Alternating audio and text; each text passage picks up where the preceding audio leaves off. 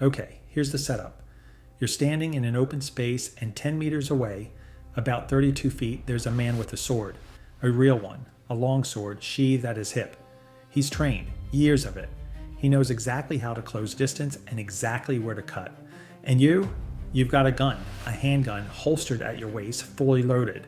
There's just one problem. You have never fired a gun in your life. You've never even held one. You know the basics in theory. You know there might be a safety, and you know you're supposed to flick it off before you shoot. But you've never actually done it, not once. That's it. That's the whole scenario. 10 meters apart, his sword sheathed, your gun holstered, and nobody's moving yet. The instant someone does, it's life or death. So who wins? The trained killer with a medieval weapon, or you, a modern human holding the single deadliest tool ever invented? Your gut says the gun. Obviously the gun. It's a gun. He's bringing a sword to a gunfight, and we all know how that joke ends. Your gut is wrong, and the reason why is one of the most counterintuitive things about real violence. Let's start the clock the instant the swordsman moves. He's not walking, he's sprinting straight at you. And a trained athlete covers 10 meters in under 2 seconds. Call it 2 seconds, and that's being generous. That is the entire amount of time you have. 2 seconds to go from standing there to putting a bullet in a man before he reaches you. Now let's look at everything you actually have to do in those 2 seconds. Police officers train on a concept called the 21-foot rule. The idea is brutally simple. If an attacker with a blade is within 21 feet of you, about 6.5 meters, and they decide to charge, they will reach you and stab you before you can draw your gun and fire. Even if you're a trained officer, even if your hand is already hovering near the holster. 21 feet is the break-even point for professionals. You're not at 21 feet, you're at 32. That extra 11 feet buys you maybe 2 more seconds. Sounds like plenty, it isn't. Because remember, you've never done this. A trained shooter draws, levels, and fires in about 1.5 seconds, off pure muscle memory built over thousands of repetitions. You have 0 repetitions. You have to find the grip, rip the gun clear of the holster, which, depending on the holster, can fight you all on its own. Bring it up, find that safety you've heard about, figure out which way is off, flick it, point the thing at a screaming man closing in, and pull the trigger, all under the worst stress a human body can feel. And here's the part nobody expects. That safety might not even exist. Some of the most common handguns on earth, like a Glock, have no manual safety at all. So now you're in a coin flip you didn't even know you were playing. Half the time there's no safety and you just pull the trigger. Good for you. The other half, you're frantically thumbing the side of the gun hunting for a switch that was never there while the sword closes in. It's a genuinely comically sad way to go. Killed because you were searching for a safety that didn't exist. Okay? But let's say you nail all of it. You clear the holster, the safety's off, the gun's pointed in roughly the right direction. Can you actually hit him? Probably not. This is the thing people who've never fired a gun refuse to believe until they try it. Hitting a target with a handgun is hard. Stupidly hard. Ask anyone about their first trip to a range.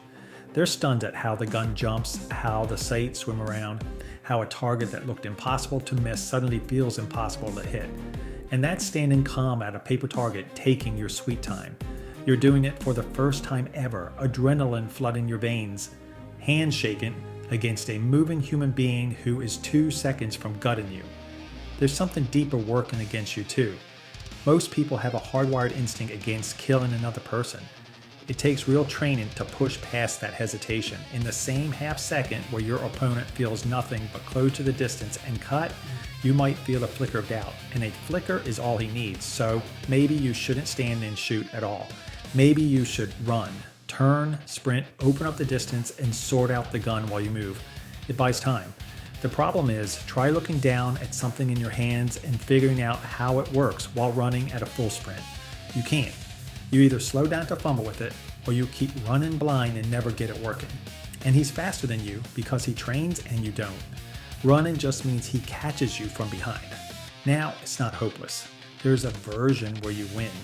If you happen to grab a gun with no safety and you don't waste your one shot trying to aim like in the movies, and you just point it at the 3 feet of charging target in front of you and pull the trigger over and over, a pure panic mag dump at point blank range, some of those rounds are gonna land.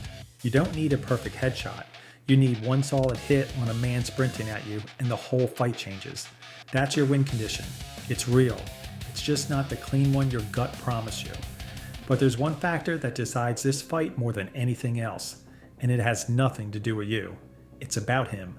Does the swordsman know you have a gun, and does he understand what a gun even is? If yes, if he clocks the holster and knows what it means, you lose almost every time. He rushes you instantly and gives you no window at all.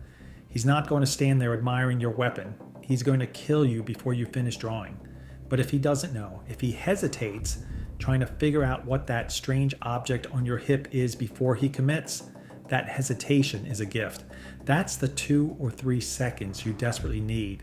The entire fight can swing on whether the swordsman spends a single heartbeat being curious instead of charging.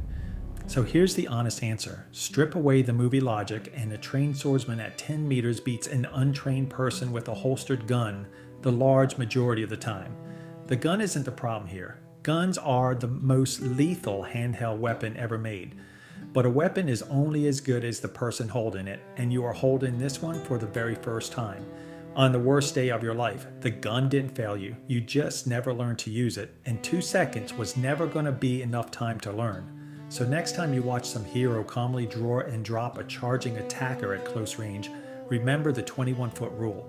In real life, that hero is already dead. He just doesn't know it yet.